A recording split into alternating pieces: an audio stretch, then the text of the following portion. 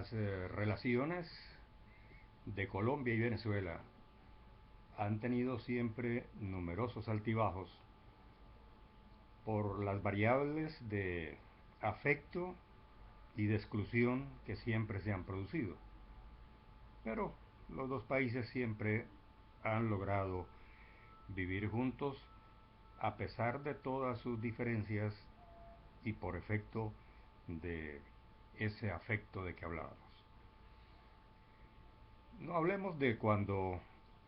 convivían o se relacionaban las tribus aborígenes que vivían en lo que es hoy Colombia y lo que es Venezuela. Hablemos un poco más adelante, por ejemplo, cuando la campaña libertadora, pues había diferencias entre venezolanos y colombianos,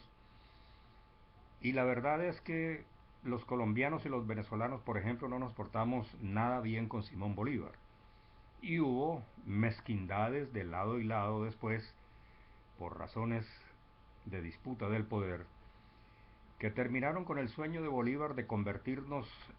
todos los países que él había libertado en una gran nación. Hablemos un poco más cerca de lo que significó, por ejemplo, los presidentes o los que fueron después presidentes de Venezuela que llegaron a Colombia por razón de las dictaduras en el hermano país. Fueron profesores universitarios, columnistas, periodistas, en fin, desempeñaron distintas actividades venezolanos en Colombia y colombianos en Venezuela cuando tuvimos nosotros nuestras dictaduras. Uno de los grandes afectos de Gavito, por ejemplo, era Venezuela, lo mismo que México.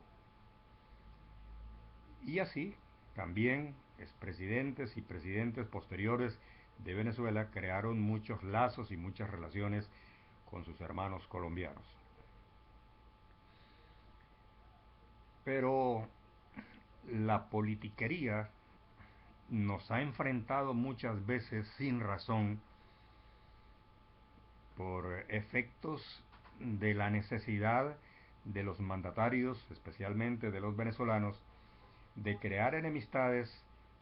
para soslayar los problemas de carácter nacional que ellos tenían internamente. Y por eso nos hemos visto enfrascados a veces en polémicas, en divergencias que no tienen razón de ser.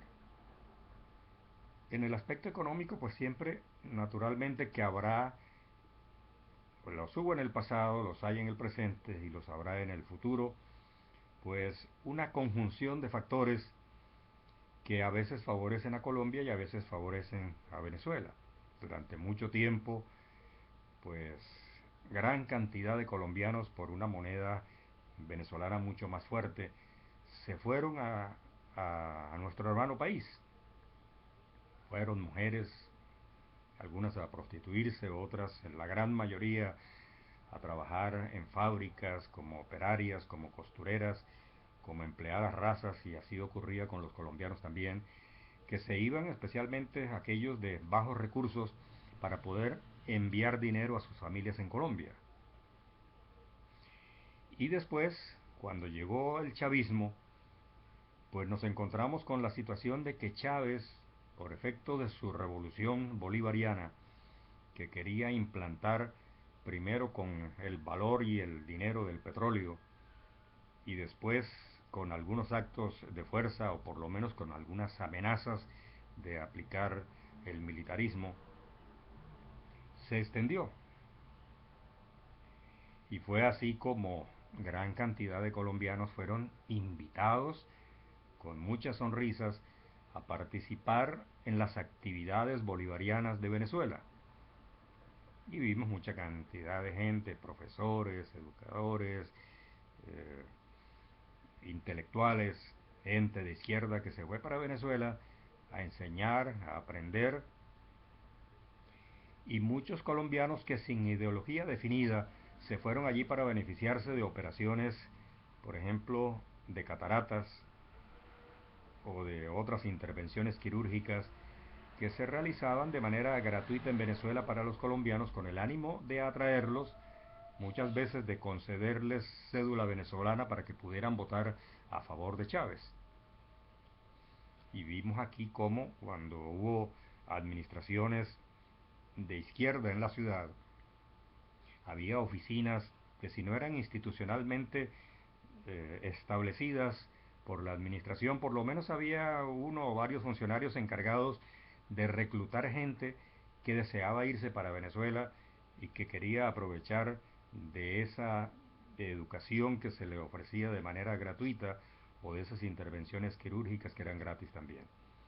Así que mucha gente se fue y muchos colombianos tenían cédula colombiana y tenían cédula venezolana y podían votar en Venezuela a favor de Chávez. Es decir, Chávez se los llevó para acrecentar su caudal político, su caudal electoral. Esa herencia la recibió Maduro, pero sin la fuerza y el poder y el dinero del petróleo, porque ese bajó de $100 a cerca de 30 y pico, y ahora pues subiendo un poquito casi a 40, con pues las consecuencias de que significaba una, una disminución de lo que por ejemplo podía ser los alimentos para los mismos venezolanos que los adquirían a menor precio, pero en muy pocas cantidades y a veces sin poderlos conseguir. Así que Maduro utilizó el pretexto de unos paramilitares colombianos que sí deben existir, pero paramilitares formados por la milicia venezolana, por el ejército, por miembros, no por el ejército, por miembros del ejército venezolano, de la Guardia Venezolana, que pues se benefician del contrabando, un producto barato en Venezuela que ellos pueden conseguir de manera mucho más fácil que como lo podría obtener el ciudadano común y corriente que no lo encuentra en los supermercados y contrabandearlo para beneficiarse a título personal. Entonces sí existen unos paramilitares, pero que son de Venezuela y no son de Colombia, aunque probablemente allí también en la frontera pues transitan, marchan sin mayor dificultad las guerrillas de las FARC y del Ejército de Liberación Nacional. Así que eh,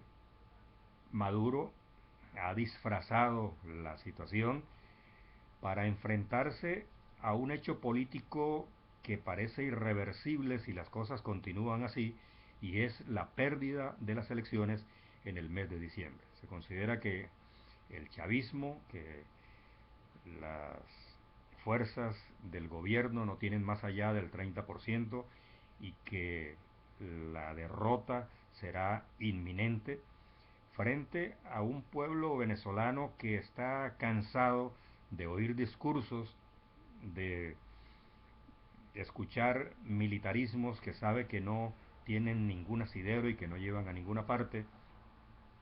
y de no tener el dinero suficiente para comprar por el mercado negro lo que cuesta muchísimo más, pero que legalmente no se considera ni se consigue a los precios que el gobierno dice que deben expenderse porque no los hay. No hay ni siquiera papel higiénico en los supermercados. Entonces, esa derrota inminente en las urnas del chavismo, dirigido por Diosdado Cabello y por Maduro, pues los ha llevado a pintar fantasmas en los cuales el enemigo es Colombia. Y eso no es así, es una política que no puede llevarlos a ninguna parte porque fue sostenida de manera artificial con un petróleo supremamente alto, de un alto valor cuando estaba Chávez, pero que después se volvió una verdadera fantasía y un engaño. Así que Maduro utiliza ese engaño para tratar de sostener algo que es insostenible, que es un gobierno que no podrá llegar a ninguna parte con una inflación galopante, con una escasez enorme y con una credibilidad casi nula en el pueblo de Venezuela, porque hacen manifestaciones que ante la televisión parecen masivas, pero que en realidad son la demostración de lo que pues puede todavía manipular el gobierno con sus funcionarios que todavía se benefician, pero que saben que eso no tiene futuro. Venezuela y Colombia, después de este paso amargo, tendrán que llegar a una relación afectiva y fluida en su economía, y eso no debe estar lejos, porque Maduro, Cabello y su gente no tienen mucho tiempo todavía para supervivir.